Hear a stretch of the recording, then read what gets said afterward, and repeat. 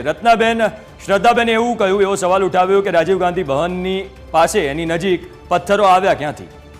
હવે સૌથી પહેલા તો હું આ પ્રશ્નનો જવાબ આપું એ પહેલા હું એક નવો પ્રશ્ન ઊભો કરું છું કે શું ભાજપના લોકો જ હિન્દુ હોઈ શકે છે? શું આરએસએસ ના કાર્યકર્તાઓ જ હિન્દુ હોઈ શકે છે? શું ભારતીય જનતા પાર્ટીની વિચારધારા માનનારા લોકો જ હિન્દુ હોઈ શકે છે? કાલે જે રીતે પાર્લામેન્ટમાં અમારા જે નેતા જે છે જન નેતા છે અને વિરોધ પક્ષના નેતાએ જે રીતે નરેન્દ્ર મોદી સાહેબને અને ભારતીય જનતા પાર્ટીને અને આરએસએસને આઈનો બતાવી દીધો છે, એનાથી આ એક ફ્રસ્ટ્રેશન ઊભી થઈ છે, એક હતાશા ઊભી થઈ છે. અને અયોધ્યામાં તો જ્યાં તમે રામ મંદિરનું નિર્માણ કર્યું હતું, અયોધ્યા વાસીઓએ જ તમને નકારી દીધા, એટલે કે પ્રભુ શ્રી રામે તમને નકારી દીધા છે. અને એના કારણે જ જે ભારતીય જનતા પાર્ટીના ગુંડાઓ છે એ જાતે જ પથ્થરો લઈને આવ્યા. ભાઈ તમારા ગુંડાઓ તો મારી પાર્ટીના કાર્યકર્તાઓને હુમલો કર્યો. કહી દઉં કે અમે ગાંધી બાપુના વંશજ છીએ, અમે ગાંધી બાપુના વંશજ છીએ. જનતાબેન તમે શાંતિથી બેસો, જનતાબેન તમે શાંતિથી બેસો. અત્યારે જ્યારે મારી વાત કરવાની વાત આવી છે તો હું મારી તમે ગુંડા કેમ કીધા મારા કાર્યકર્તાની વાત સાંભળો. તમારા ગુંડા બોલો, તમે મોઢા રત્નાબેન રત્નાબેનને બોલી લેવા દો, હું આપની પાસે બી આવીશ. કરી દીધું છે અને વડાપ્રધાન નરેન્દ્ર મોદી એક હારેલા વડાપ્રધાન છે.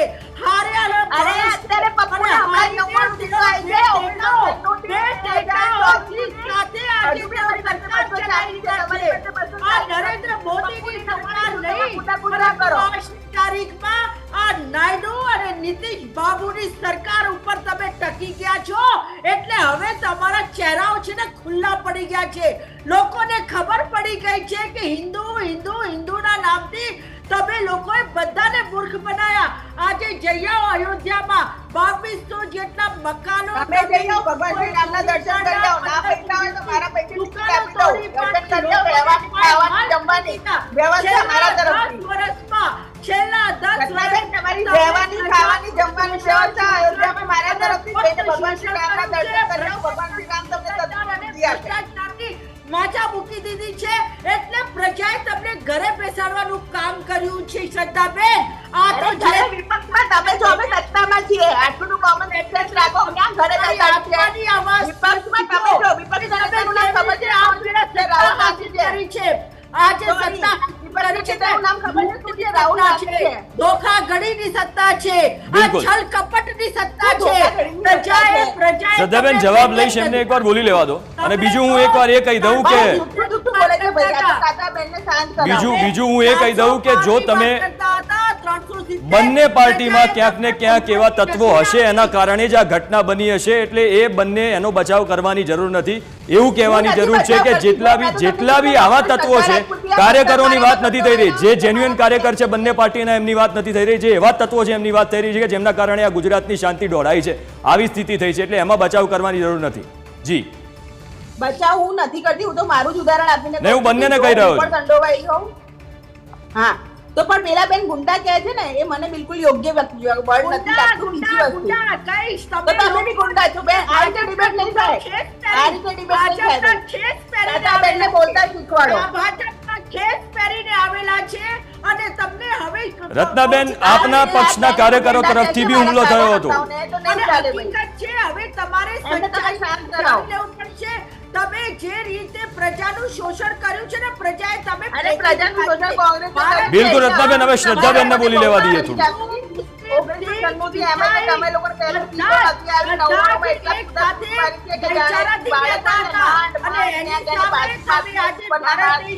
જો એક એક કરીને વાત મૂકશો તો જ પોતાની વાત મૂકી શકશો. આજે ભારત દેશના લોકતંત્રએ તમને જકારો આપ્યો છે. અરે બેન વિપક્ષમાં તમારા રાહુલ ગાંધી બેઠા છે, તેનો જાકારો. ચલો મને તમે છલ કપટ ના કરી હોત, તમે છલ કપટ ના કરી હોત તો તમે નરેન્દ્ર મોદી સાહેબે તો અયોધ્યામાં લડવા જવાના હતા, પરંતુ અયોધ્યામાં તમે લડી નથી શક્યા કારણ કે ખબર હતી કે હારવાના છે. અને હવે જે પરિસ્થિતિ છે ને એ તમે ઊભી કરી છે. આ જુઓ તમારા ખેસ પહેરેલા લોકો કેવી રીતે એ લોકોએ હુમલો આ બધા જે દેખાય છે ને મારી જોડે ડિબેટમાં આવે છે. અને આ વસ્તુ આ બધા જે દેખાઈ રહ્યા છે ને અત્યારે બધા મારી જોડે તમે ડિબેટમાં આવે છે. હંમેશાથી એક વસ્તુ જાણી લો કે તમે વિચારી હતા કે જો કોંગ્રેસ આવશે તો અમે આવી રીતે જ હુમલો કરીશું, તોફાન કરીશું, લોકોને બાનમાં લઈશું. તમે પ્રજાને બાનમાં લેવાનું કામ કર્યું છે. મને વિડીયો પ્રગતિબેન બી દેખાય છે જોર આ સ્ક્રીન ઉપર. કે તમારા માણસો આજે પથ્થરમારો બિલકુલ, કરી રહ્યા રત્નાબેન, છે. શ્રદ્ધાબેનને બી હવે બોલી લેવા દઈએ. કરો. તમને સત્તા આપી નથી, તમે છીનવી લીધેલી સત્તા છે અને હવે તમે પચાઈ નથી શકતા. કારણ કે જે હકીકત રાહુલ ગાંધીજીએ કે ડરો મત અને ડરાવો મત. સાંભળી લેજો, અમે કોઈનાથી ડરવાના નથી અને અમે વિરોધ પક્ષમાં આજે આયા છીએ પરંતુ અમે સત્તા પક્ષમાં બેસી શક્યા હોત જો છલ કપટ અને તમારા ઈવીએમ ના ગોટાળાઓથી તમે ભાઈ આ રીતે ડિબેટ નહીં થાય આ બેન બિલકુલ બિલકુલ શ્રદ્ધાબેન, તમને બી બિલકુલ શ્રદ્ધાબેન જવાબ લઈશું. રત્નાબેન, હવે શ્રદ્ધાબેનને જવાબ આપી દેવા દો, કારણ કે તમે એવું કહી રહ્યા છો, શ્રદ્ધાબેન, રત્નાબેન એવું કહી રહ્યા છે કે જે આ ગુજરાતની ઘટના આપણા અમદાવાદમાં બની, આ ફ્રસ્ટ્રેશન છે. અરે બેન પ્લીઝ બંધ થઈ જાઓ, થોડી હેલ્થ માટે નુકસાનકારક છે, થોડું શાંતિ રાખો. શ્રદ્ધાબેન, આપણે પર્સનલ નહીં જઈએ, પર્સનલ નહીં જઈએ, ખાલી જવાબ આપી દો એમની વાતનો. એમની વાતનો જવાબ આપી દો તમે. એ બધા આ ભાષણની અંદર રાહુલ ગાંધીજી માનનીય સાંસદશ્રી બહુ ખોટું બોલ્યા છે. દરેકે દરેક મુદ્દે એમને અગ્નિકુંડનો ઉપાડ્યો, એમાંય ખોટું બોલ્યા. રાજનાથસિંહે કેવું પડ્યું, તમને કિસાનનો ચહેરો મુદ્દો ઉપાડ્યો, બતાવ્યો છે, એમાં તમને પણ આઈનો બતાવ્યું છે કેવું પડ્યું કે કે ખોટું તમે બોલ્યા. આ હિન્દુ બેન ધર્મના સાચું કે નહીં? ઠેકેદાર નથી. સારું, તમે એકલા ડિબેટ કરી લો બેન. હાજી અત્યાર સુધી તમે તમે બેઠા કરી હતા, લો. હું બોલી લઈશ. મને કોઈ Please કરી વાંધો લો. નથી. મને કલાકો Please કરી લો તમે એકલા એમાં debate. આવશે તો ચાલશે. હું કલાકો સુધી બોલી Please લઈશ. તમે કરી લો એકલા તમારી debate બેન. જો પાસે આ બોલવાનો તમારી મિજાજ નથી રહ્યા, બેન. શ્રદ્ધાબેન, શ્રદ્ધાબેન, તમે જવાબ કન્ટિન્યુ રાખો. રત્નાબેન, એમને બોલી લેવા દો, પછી હું તમારી પાસે આવીશ. સંસ્કાર અમારને શીખવાડવાની તમને જરૂર નથી. ઓકે, તમારાથી અમારે સર્ટિફિકેટ નથી લેવાના. તો મારે બી તમારું બેન સર્ટિફિકેટ નથી લેવાનું અને તમે મહિલા છો એટલે તમને આપું છું. મેં તો તમને કોઈ સર્ટિફિકેટ આપ્યું નહીં. મેં કીધું કે શ્રદ્ધાબેન આવા કે તેવા મેં તમને કોઈ સર્ટિફિકેટ આપ્યું? મને તમને કોઈ સર્ટિફિકેટ મેં આપ્યું નથી. અરે મારે તમારા સર્ટિફિકેટ જરૂર નથી. અને આ ભાઈ પ્રજા છે, ભાઈ, પ્રજા તમે આ નક્કી બેનને કરવાની છે. સાંભળો શ્રદ્ધાબેન, આ તમે કે અમે એકબીજાને સર્ટિફિકેટ આપવાથી કોઈ મતલબ નથી અને પ્રજાએ તમને અરે બેન, તમે તમારો થોડો ઇલાજ કરાવી લો. પ્રજાએ તો તમને સર્ટિફિકેટ આપ્યું છે. આ લોકતંત્ર છે. જો આ બધી સંસ્થાઓ તમારા ના હોય તો હું મારા આ બધી સંસ્થાઓ તમારા ફેવરમાં ના હોય તો તમે 240 સુધી જમા પહોંચવાના. પ્લીઝ તમને ડોક્ટરની જરૂર છે. 240 પહોંચ્યા છો ને, તમને ડોક્ટરની જરૂર છે, બેન.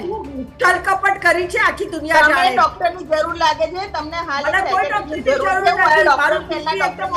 મારું બિલકુલ બિલકુલ રત્નાબેન, શું તમે માનો છો કે આ નિમ્ન કક્ષાની રાજનીતિ છે? કારણ કે અત્યાર સુધી નિવેદનો આપતા હતા, એકબીજા ઉપર પ્રહારો થતા હતા, પણ હવે આપણા ગુજરાતમાં, ગાંધીના ગુજરાતમાં, અમદાવાદમાં પથ્થરમારા થઈ રહ્યા છે.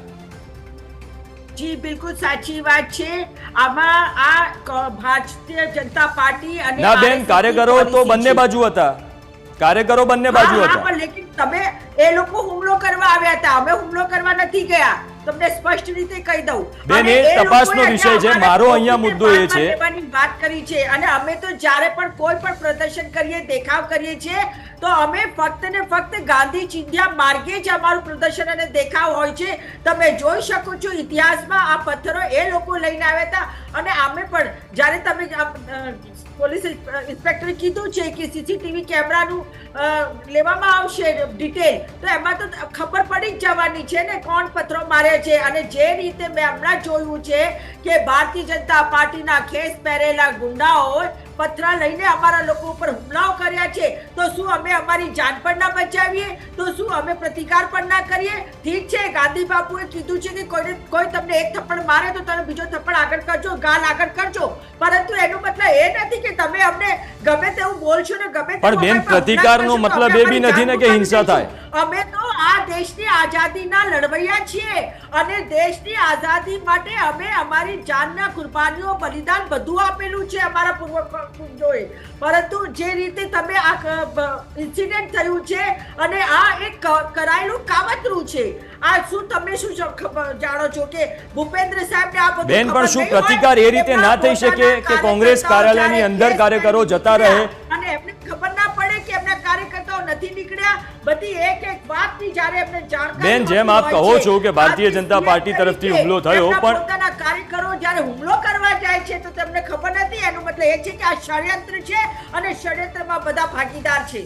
બેન, પણ શું આપ એ માનો છો કે જે આપ એવું કહી રહ્યા છો કે ચલો બીજેપીના કાર્યકરોએ હુમલો કર્યો, પણ પ્રતિકારની તમે વાત કરી તો પ્રતિકાર સ્વરૂપે એવું ના થાય કે કોંગ્રેસના કાર્યકરોએ અંદર કાર્યાલયમાં જતા રહે તો આટલી મોટી ઘટના ના થઈ હોત? શું આપ એ માનો છો? ને બીજું તમે અમે બીકર બિલકુલ. છીએ, તો તમે શું ના, વિચારો ના. છો કે એ લોકો અમારા પર શાંતિ. હુમલા કરે અને અમે બંગડીઓ પહેરી લઈએ?